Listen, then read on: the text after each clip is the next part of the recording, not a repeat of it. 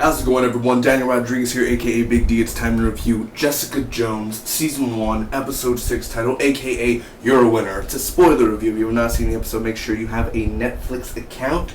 Go to your nearest Netflix account, your brother, your sister, your mother, your father, your son, your girlfriend, your boyfriend, any of that. Make sure you see some Marvel Jessica Jones, guys. So make sure you've seen up to Episode 6 at least for now. Update, I am currently on Episode 8.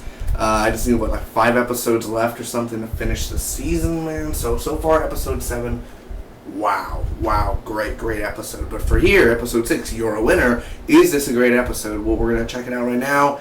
Should take me less than 3 minutes to recap the episode, give you my pros and cons and final score. If you have not seen my other reviews of Jessica Jones and you're interested, make sure to look on my channel, or I may put the link down below. I may not, I may forget. But Episode 5, 4, 3, 2, 1, all of that is reviewed, man. So make sure to hit that subscribe button if you really do enjoy this review or something, so that you could see the progression of the Jessica Jones episodes on my channel and see whether it gets better or worse.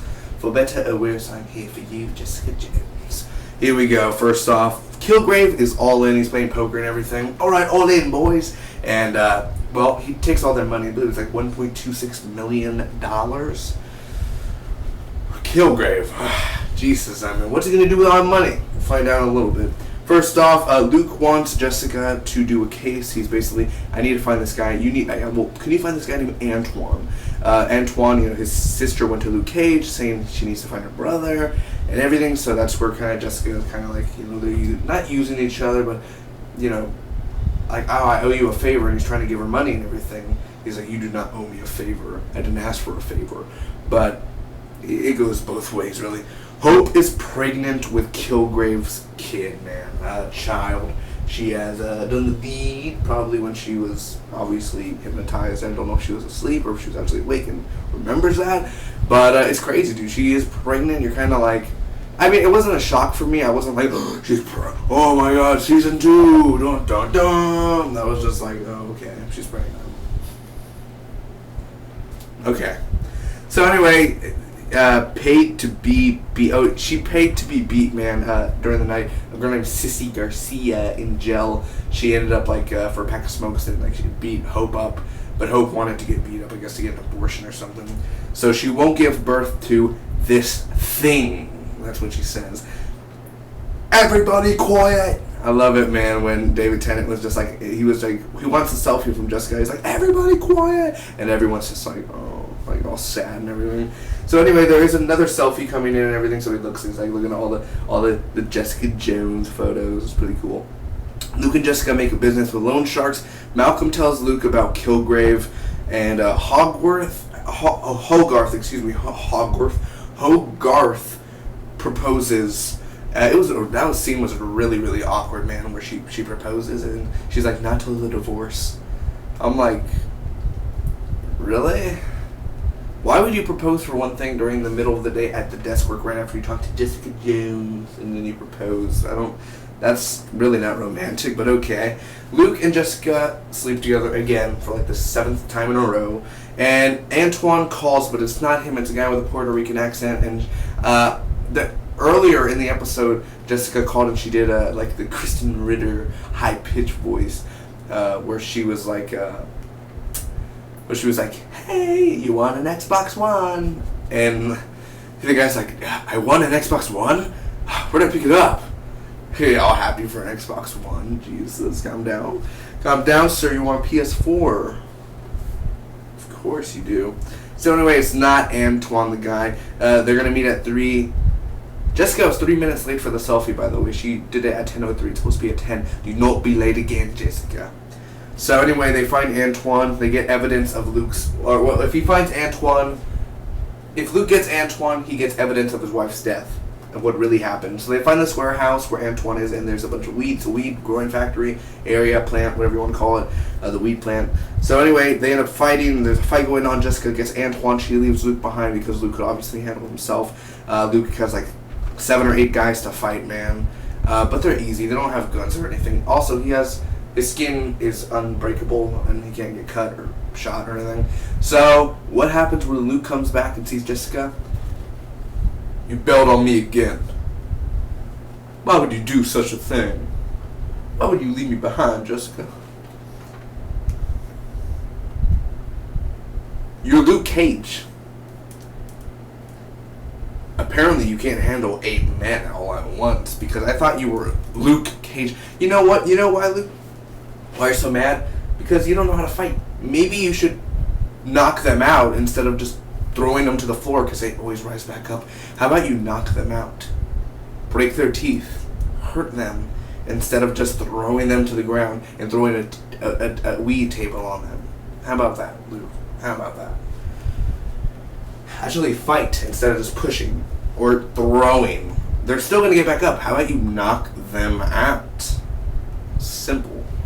Anyway, Charles Wallace he looks at the evidence file, and Jessica's all like, no, don't. But it ended up being Charles Wallace, a bus driver that still does the bus route and everything, that actually killed Reva. So Jessica confronts Luke, and she tells him the truth, saying that I killed Reva, and Wallace got away and everything, the bus driver. So he's like, I was wrong. You are a piece of shit.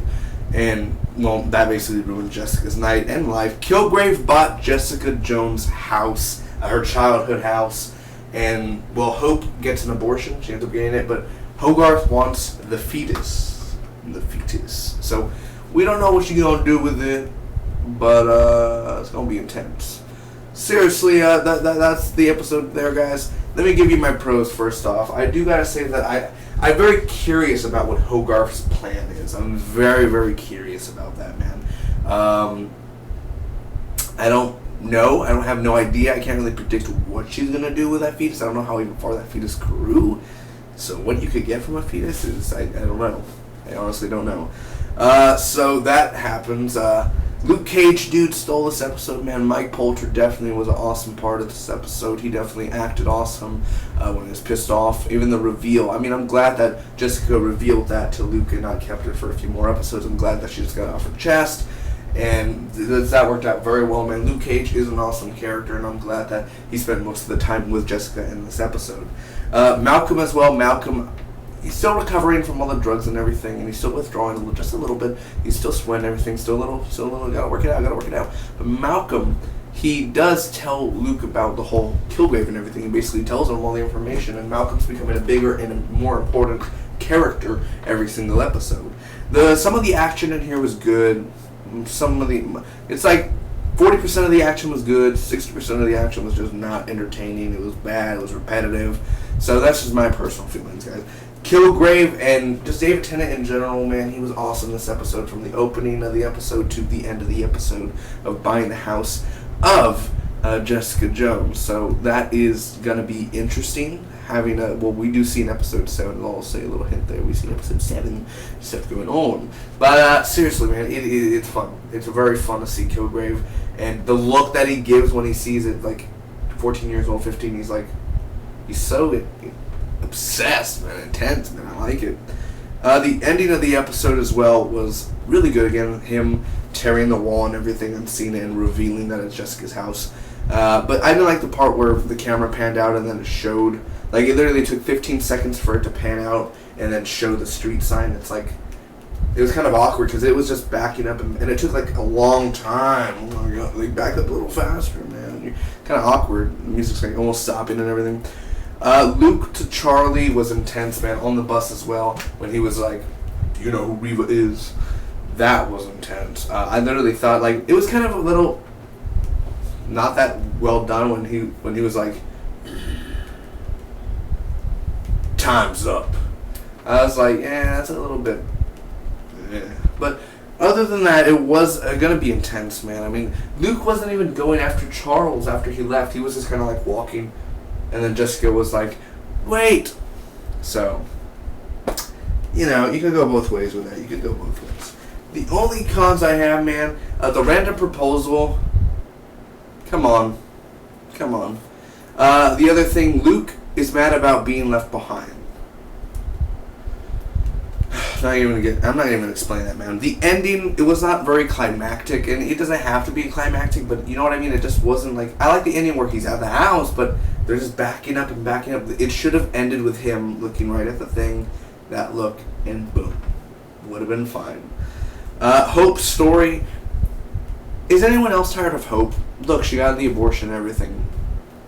Could she die now, or can we leave her be? I mean, I guess the whole thing is to get her out of jail or whatever because she's innocent. But why is she still? Why do we have to see her every single time? Could she just? I don't hate the actress or anything. I don't know, but it's just why? What else is with her? I mean, could she? Okay, well, she's in jail. You don't have to show her every time she's in jail. We get it. Leave her there. Boom. You know. The fighting is repetitive a lot. So was Daredevil sometimes, where their fighting was repetitive. There's nothing new. Sure, there were a few flips and everything, which was entertaining. But other than that, the fighting was just, I feel like they're just, boom, push, throw you over there. Use your fist, punch, man. Come on, do something. Jesus Christ. And that was, I don't think that was them on the motorcycle. I know that's not a big thing to people, but when they were on the motorcycle, I think those were stunt doubles. I'm like, because they're hiding their face and everything, which is stunt double shit. The sleeping's repetitive too. Them sleeping all the time, it gets repetitive a lot. No more. We get it, Marvel. You enjoy doing sex scenes. Can you stop now? I mean, we get it. They sleep together. We get it. Okay. And as well, no one saw Jessica grab Sissy when she was like, Sissy needs her snacks. Ooh, I believe this is what they call conundrum. Let me get some snacks. And then she like grabs the back and all that, and like no police sees her do that because you're not supposed to make contact with people, and they would be like, "Hey, get off!" Like they would get Jessica off her. What the hell? What's going on here? So overall, I'm going to end up giving this episode of season 1, episode 6 of Jessica Jones, aka You're a Winner, a B-. I think it was a good episode. It wasn't a bad episode. It was more leaning to the okay side of things. It's kind of one of the weakest episodes out of the season. But again, it has some big, high, pivotal moments there, like Luke Cage finding out about his wife, the real reason. And you know, those are important scenes. But other than that, like going to the weed factory and finding Antoine and doing all that was just kind of where it loses me at times. So comment down below, let me know what did you guys think about Jessica Jones. I hope all of you enjoyed this video, and I'll be seeing you guys for episodes 7, 8, 9, 10, 11, 12, and 13 coming up next. Hopefully, you guys stick around, and I'll see you for more, baby. Remember, do not be a bag of dicks, which is Jessica Jones. I quote that. Peace and love.